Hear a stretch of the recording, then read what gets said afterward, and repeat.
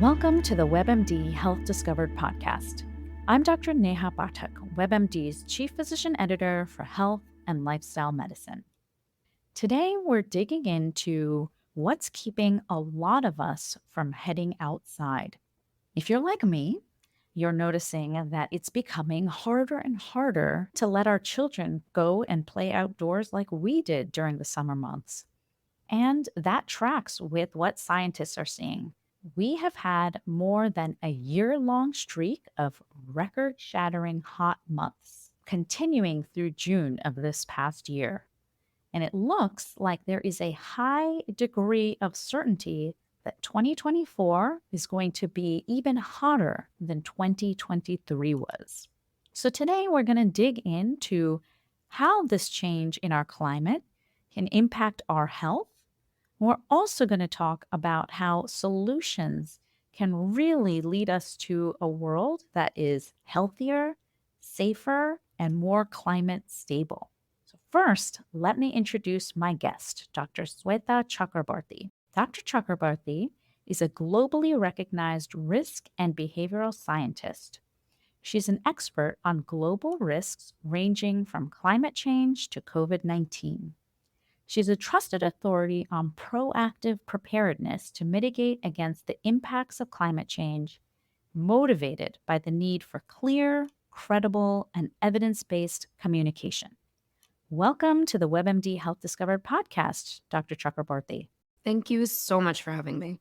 Thank you so much for joining us. Before we jump into our conversation, I'd love to hear about your own personal health discovery when it comes to climate change and all of the work that you're doing. What was your aha moment and how did you start in this landscape? So, my background's actually in health. I studied behavioral science and I was trying to understand why we still have adverse patient outcomes when we have such good preventative medicine and clear treatment regimes for disease states that have really been understood for decades now. And there's still such negative adverse outcomes, like for cardiovascular disease. Why is it that even when doctors tell their patients to take statins, there's still something like a 70% non-adherence rate? And I was fascinated by that because I was a pharmaceutical sales rep for a short period of time. So all of those different drugs that were part of the cardiovascular line is actually what motivated me to be curious about why humans don't actually make the best decisions to improve their utility, whether it's health, whether it's where they're living, whether it's their education. We systematically see irrational decision making that doesn't result in the best end outcomes for us. It's also one of those things that I found super interesting is that your individual decision making, even about your own health, it doesn't just stay with you. It's not a personal problem, like a lot of us want to say. It actually impacts your family, it impacts your community, impacts society more broadly. And that is something I found fascinating as well, because I think so many of us, especially in America, this American exceptionalism, we can do whatever we want, decisions that are being made, really, we have the right to do it. But the fact is that so much of what we decide to do has broader implications. And so I started my career in health and I realized pretty much everything I was studying and looking at, the source of it, the source of why things were becoming worse in terms of patient outcomes, adverse outcomes, was linked to decision making, a mistake in perception that didn't align to actual realities. And then also the environment around us was rapidly changing, which was making it more difficult generally for improved outcomes. So there's worsening communicable diseases. There is worsening non-communicable diseases. There's longer seasons for mosquitoes being vectors of disease. And all of those factors were happening because of a very simple fact that the planet was warming and we weren't getting a grip on it and we weren't adapting fast enough to this new climate reality, this new environment. And this new environment is amplifying every single aspect from not just our health, which is what we're talking about here, but to security, right? There's a word for it in security communities. It's called threat amplifier. So existing conflict and violence is being made worse by the planet warming. And then we're seeing it in food security issues. We're seeing it in water scarcity. We're seeing it in every single aspect of our lives. And so once I realized that, that was the aha moment, right? So health is where I started. I realized health outcomes were being made worse because of climate. I realized that patients really didn't make the best decisions for themselves because of this interesting quirk of our brains, this perception versus reality gap that we have. And then ultimately, the environment's changing so fast. So, as a behavioral scientist, I knew I had to dedicate my expertise to closing that gap for ultimately better outcomes for patients, communities, and the planet. That's amazing. And I think what you're saying resonates so much with me because I feel like that is a very similar aha moment to me in terms of practicing medicine in the office one on one. I'm a primary care doctor, so I'm very interested in prevention. And you start going upstream of, okay, here's the condition. Well, what caused that? Well, what caused that? You sort of get to the environment and climate as being foundational, as you said, a threat multiplier for so many of the reasons that you can't necessarily make the healthiest decisions because so much of it is outside of your control or seemingly outside of your control as an individual. So I'd love to kind of hone in on what most of us think of when we think about climate change is a problem in the future or something that may be a nuisance right now. So we have to turn our thermostat up. So we're thinking, oh gosh, now I have to turn my air conditioning up higher.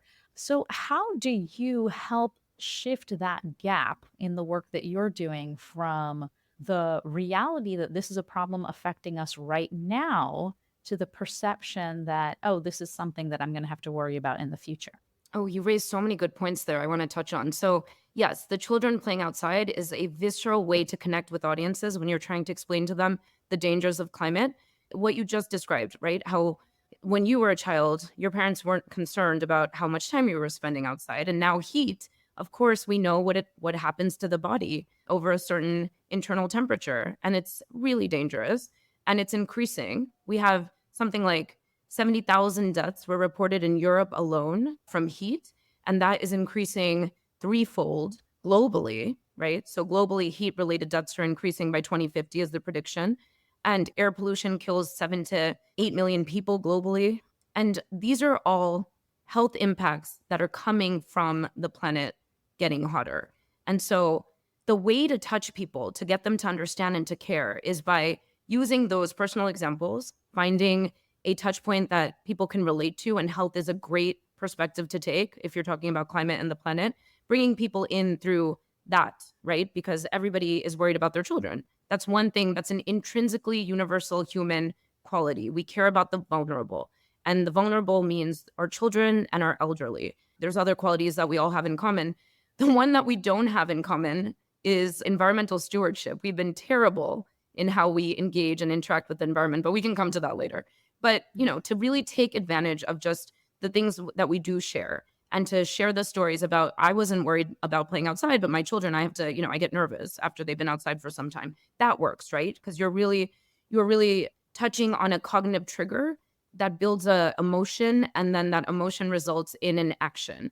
And there's many ways to do this in a good way, right? So advertisers and marketers have known this for decades, and they manipulate the quirks of our brains and get us to buy more stuff. They know when we're in a heightened state of sadness or anger that we're going to have an emotional reaction, and based on that, we are going to make decisions, and they're predictable. Our irrational decision making or our emotional decision making is actually quite predictable. But that's a good thing, right? Mm, Let's actually use that for good. So now we know that we can reach people and make the invisible visible by telling stories of heat related fears or heat related deaths, even. And that makes something, an invisible killer like heat, tangible, and it makes it more salient. Because these are stories that aren't reported in the media. And that's another big issue. You don't see stories on air pollution. You don't see stories on heat. You don't see stories on sea level rise and flooding, because these are perceived as by our brains, by human brains. And you almost can't blame reporters and the media in the sense that those headlines don't get clicked on, they don't get read, because we right. humans perceive it as too slow moving, too invisible, too far in the future, too much of a problem for them over there. This is not my problem. This is way too far away.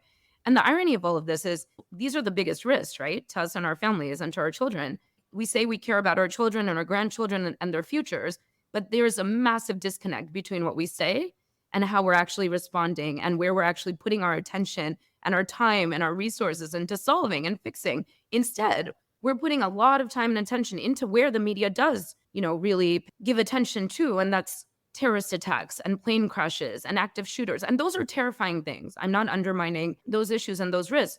But if you actually look at the base rate statistics of those risks occurring versus, let's say, heat and pollution, there is a massive, massive disconnect as to where we're actually putting our time and attention. So, me as a behavioral scientist and as a communication scientist, how do you close that gap so that our decisions are commensurate with the reality of risks that we're actually facing? That's what we're not doing correctly right now. But you hit the nail on the head. It's talking about children, it's telling those stories. That's how you start to get people to care. I'm really interested also in something that you're talking about with regard to what I hear from a lot of my friends. So, this has basically become in every realm of my life something that I talk about because, like you, I think that it is just a critical piece that people are potentially missing that is going to impact their lives we know right now, their health right now, and in the long term. But I often struggle with the doom and gloom message, and we're hearing some of that in the media, and well, everything has the potential to be much better. What are you finding is the best practice for having this kind of talk with somebody? Yeah, that's a great question. We're kind of in like choose your own adventure at the moment, right? Based on the decisions we make, it's going to be one outcome versus the other. And I imagine most of us want the outcome to be a better, cleaner society. It's an opportunity right now to rebuild in a way that actually has environmental stewardship as a core principle. So we've got the sustainable development goals. We've got the UN finally acknowledging health. The first day of health happened at the COP, which was the meeting of all countries around climate. And it was in Dubai at the end of last year, 2023. And so the Day of Health was acknowledged, and health is becoming increasingly part of the global conversation. It's coming up at Climate Week New York, coming up, of course, at COP29 as well now. And so there is recognition that this nexus of climate and health is going to be where we draw the most attention, money, resources to get people excited about building a better, more equitable, just future. And it's that opportunity to really build that right now. And that's really all true. So those are all very positive trends that I see happening. And I like to lead with that, right? So I see if we can get our act together, that we can actually incorporate environmental stewardship in the bigger global picture, make it an intrinsic human value, the same way we teach our children do unto others as you want done unto you, the golden rule, simple golden rule, treat people how you want to be treated. We need to make very inherent in raising our children that we need to treat the planet in a way that is sustainable so that it can give us what we need to sustain life for generations to come. That has been what's missing. So having the sustainable development goals in place, having the UN recognize how important health is to bringing all of this into reality, I think is all moving us in the right direction.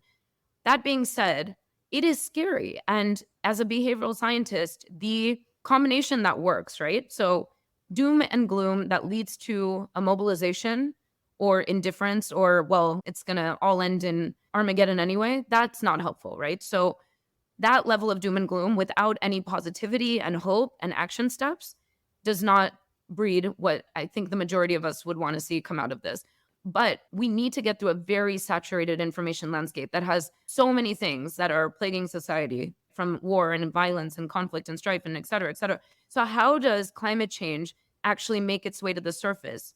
It does need to scare people. So, I'm okay with the reality of climate being shared and it being scary, because it is. The fact is that it's not inaccurate. The reality of what's coming if we don't get a grip on this is terrifying. But that doom and gloom needs to be followed with hope and action steps. And that's something that you'll see I do in my personal work. I'll just say this one last quote. I cannot figure out who to attribute this to, but it's so good. Basically, the best antidepressant for climate is taking action. I mean, the best antidepressant, because people are constantly talking about climate anxiety now. There's mental health. We haven't even gotten into the mental health portions of this, right? We've been talking about detrimental physical health impacts. But what is the best antidepressant for this? It's truly to take action. And so that's what I work on. I've got the action steps available for people at the point that they're comfortable, where they can plug in based on how much time they have, what they care about, how much bandwidth, etc. So, where can people plug in, and how do you sort of think about them using their Venn diagram of what you just said, like what they're passionate about, what they have time for, and what they can sort of fit into their lives. How do you triangulate all of that, and where can people go to take action? Yeah, and I love that because it's all about taking action, right? Ultimately, I'm in communication. I do a lot of communicating through social media, mainstream media, but communication shouldn't just be dropping information and seeing what happens. The point of communicating is to drive and predict behavioral change. And again, for me, that's behavioral change that aligns to the science, that aligns to the data, that aligns to the facts, because we just don't have the luxury of making decisions based on perceptions. If we did that, we would put our entire, GDP into protecting children against active shooters. And that's important to safeguard our community as much as possible. But we have to see what the actual base rate statistics of that risk occurring are. And then we need to allocate our resources accordingly because they're limited, right? So the whole point of communicating is to drive policy to align to the real risk, right? So science based policy and to get the public on board because you're not going to be able to get policies in place if you don't have public acceptance. So it's really about educating audiences and then having audiences turn into communicators and educate their immediate family and community. And that is the number one thing to do, right? Become a communicator yourself. If you've listened to this, you've gained enough knowledge to start a conversation, to just like get it into your daily discussion on politics and sports and pop culture and climate change. Like we can bring it into our daily conversation because right now climate change is covered, I think, in single digits in mainstream media, right? I'm grateful to you and your podcast, but it has such a long way to go given the reality of what's actually happening. We need to move the majority of people that care about what's going on and just haven't done anything yet. That's my target audience. And that's probably you who's listening right now, right? So based on that, where do you fall on the spectrum of things that you're able to do? Do you just want to know more information? That's perfectly fine. If that's all you're capable of doing at the moment, that is excellent. No, just know, get in the know, become the knower, know the data, know the numbers, know the facts, and then talk about it, share it, communicate it, right? But then you can move to the next level. Be the doer, become an actor. And there's so many tools that can help you plug in really easily based on what you care about. If you care about health, I'm assuming that's a yes, you can get right into campaigns that really target the fossil fuel industry that's responsible to something directly responsible for 3 to 5 million deaths, right? And those biggest polluters need to pay. So if that's something that really gets to you, then act on it, get involved, go online, sign a petition, and then turn that virtual action into real world impact. That's the whole point. We've got the technology, we've got the tools to actually bring people from individuals to real campaigns. And so lending your name, right? Your voice, your signature can go a really long way. And the tools to allow you to do that, the We Don't Have Time platform, it's totally free to use. You can log in and you immediately get plugged in. You can see if you're interested in fashion, right? Can you adjust the clothing that you're wearing on your body? Can you adjust the food that you're consuming? Can you do things in your day that bring you to the next tier of caring as a actor on climate? And there's so many tangible, actionable steps to be able to take across so many different sectors. So I highly encourage you to look at that and just look at all of the different options that you have. And then finally, what I would love for everybody to get to is global citizen, because we know that climate change does not respect political borders. There's so many impacts of climate that are going to affect regions and are going to affect the world. Weather is interconnected. So the jet stream weakening is resulting in the polar vortex coming down into the lower latitudes. We are so interconnected globally that we need us as citizens of the planet to really consider ourselves global citizens. And that means raising your voice to multilateral efforts, to the UN conferences, to the World Economic Forum. And you don't have to get there right away, right? Start where you're comfortable and see how easy it is to plug in. That's my appeal to listeners. Can you share your own personal climate joys at the sort of individual level, and from the fact that you are a global citizen? What are you seeing that is bringing you some climate optimism?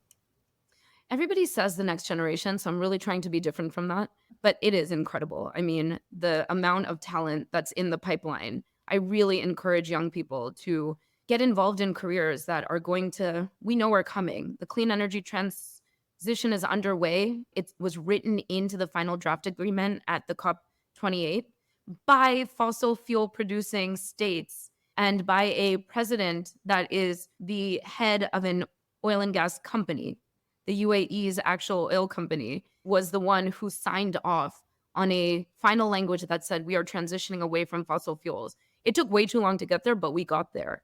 And that is the writing on the wall. At this point, what leg does anyone have to stand on, including major oil giants, when Saudi Arabia even said, yeah, we have to transition away from oil? So that's actually a lot of hope there, right? There's a recognition. And it's to protect your own future, ultimately. These countries understand that business as usual, sure, there might be greedy in the short term, but business as usual is just not hospitable to human life. So, what gives me hope is the talent that's in the pipeline, those that are there advocating and championing that I see, even if you can't physically go because it's out of many people's means, not just young people. It's not like you have to show up to every single one of these, but we have the technology for you to plug in, right? So again, you can do so much of this stuff virtually.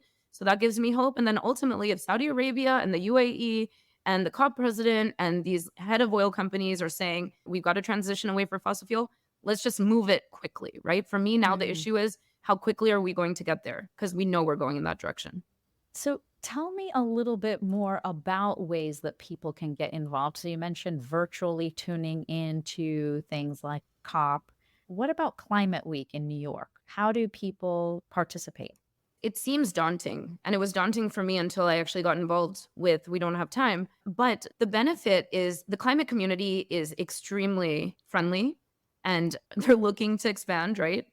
And so there's always room for an additional somebody who's interested in getting engaged and getting involved. There's so many nonprofits, there's so many events that are open to the public. There's so many events that are live streamed. My company live streams the Clinton Global Initiative events, the World Economic Forum's events. From UN TV, we live stream what the UNFCCC is doing.